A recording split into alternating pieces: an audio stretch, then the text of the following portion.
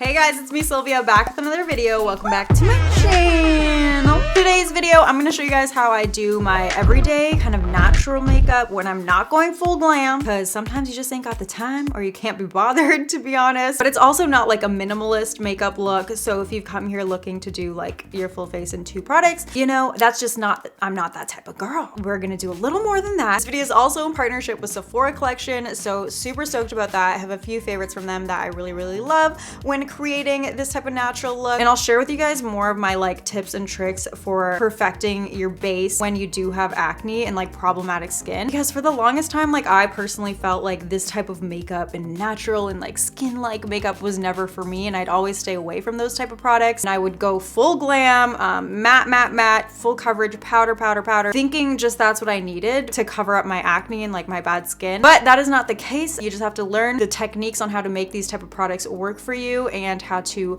focus on correcting those little problem areas in a very inconspicuous way, so then it looks like you just woke up like that, you know? Like this is the type of makeup that a boy would be like, I love girls that wear no makeup. and you're actually wearing makeup, they're just too dumb to know. So before we get started, do your girl a favor, hit that subscribe button, love you forever. And without further ado, let's get to beautifying.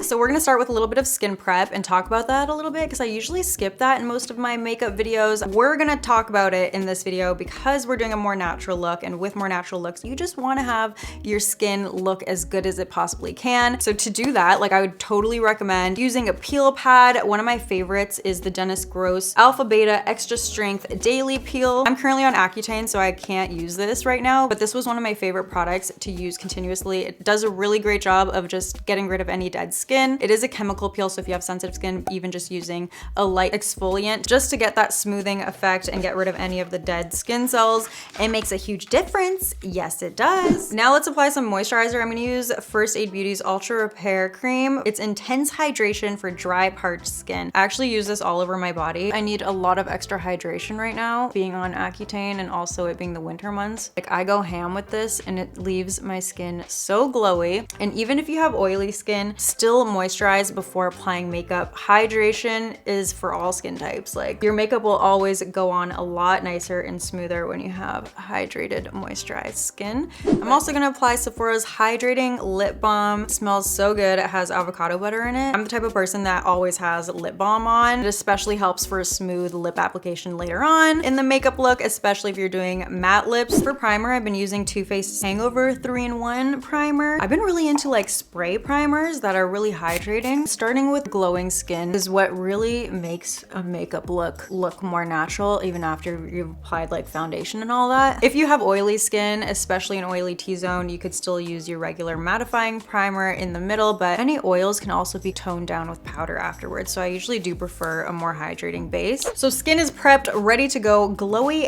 AF, smooth AF, even like on acne and problem areas that are usually dry. Now those areas are hydrated, and when you put foundation and makeup over it, it's just gonna go on so much smoother. So skin prep, important. For foundation, we're going in with Sephora Collection's Best Skin Ever foundation. It is only $20 or $25 Canadian. It comes in 50 shades. So I use shade 15.5N. They also have a product page on Sephora.com to help you find your perfect match. It has like swatches, photos of real people showing different shades on them, which is so helpful for foundations, especially in these times when we're like trying to buy foundations online. It's so much more intimidating. So I really appreciate when like, you know, foundations are marketed like that with references on like what shades actually look like. So let's just apply that. Immediately you can see how skin-like it is. I'm using their foundation brush as well because it was specifically made for this foundation formula, so it blends it really nicely because the bristles are really soft and like flexible. It's like the perfect density kabuki. I love it. I also find it gives me more coverage than using a beauty sponge. So foundation's completely applied. I love this like skin-like look. It's a nice medium buildable coverage. If you have any more like pesky acne that's still showing through, a little trick I like to do is I'll take the foundation and just kind of spot treat or even with a concealer, and I'll really layer it on and then just lightly blend around it, but leaving that majority of the foundation on top of it. You're only adding that extra coverage to those problem areas, so you're still gonna get that overall lightweight, natural look. It feels as if you have a BB cream or like a tinted moisturizer on because it's that lightweight, which makes it feel super comfortable to wear like throughout the day. I think it's also infused with hyaluronic acid, so it's really hydrating. Protects from pollution, 12 hours hydration. Yeah, so a lot of great skincare benefits to this one, and I just love how like glassy it makes my skin look. Another fun fact is that the packaging is actually made of 30% recycled glass, so that's interesting because that's actually how Sephora is able to keep their quality high but their price is low, and that's through minimizing product packaging and resources. So we love that. Environmentally friendly, sustainable, affordable. Go Sephora, go Sephora. Moving on to concealer, I'm gonna use NARS's Creamy Radiant Concealer, but I just won't apply as much as I normally do if I were to do full glam. Just on my inner corner and outer. I feel like this gives you that like facelift, and it minimizes the amount of product that you're layering under your eyes, which is great, especially if you have a lot of texture under there. It'll be less likely to crease. And if you have really dark circles and you're worried like a medium coverage concealer isn't gonna do it for you, or only placing a little bit like that isn't gonna do it for you, use a color corrector underneath first, so that way you're not having to apply as much concealer to combat that darkness, because the color corrector is doing that for you.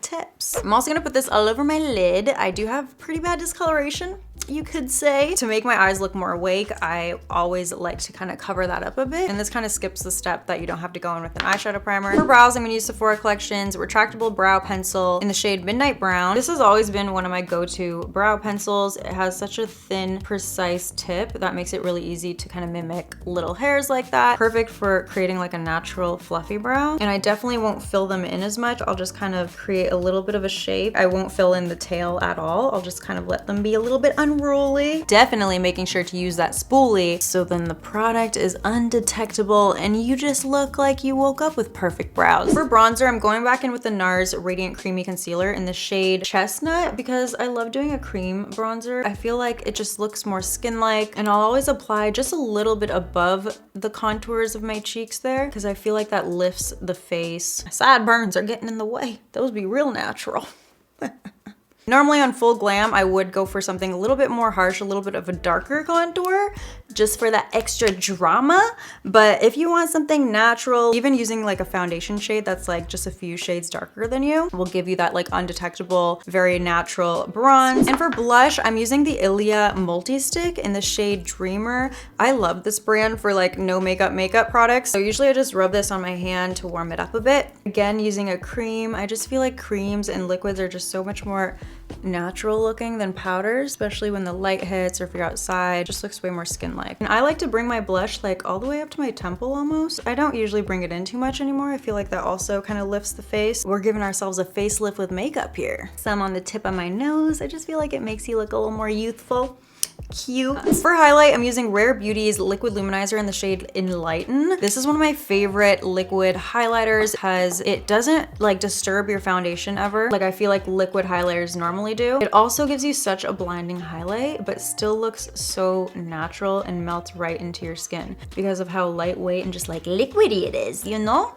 Like, look how gorgeous that is. I even like to bring that down the bridge of my nose because when I do a more natural look, I don't normally nose contour. This is a really kind of easy, foolproof way to give some structure to your nose. So now let's set our face. I'm using Born This Way's multi-use complexion powder because as glowy and beautiful as we look right now, we want it to last, but we're only gonna set in certain areas so we can still keep that glow. Definitely want to set our under eye, around my eyelids so we don't crease there, around my nose because I get shiny there normally. I also really like this powder because it adds a little bit extra coverage, but it's a really satiny finish. Looks very velvety.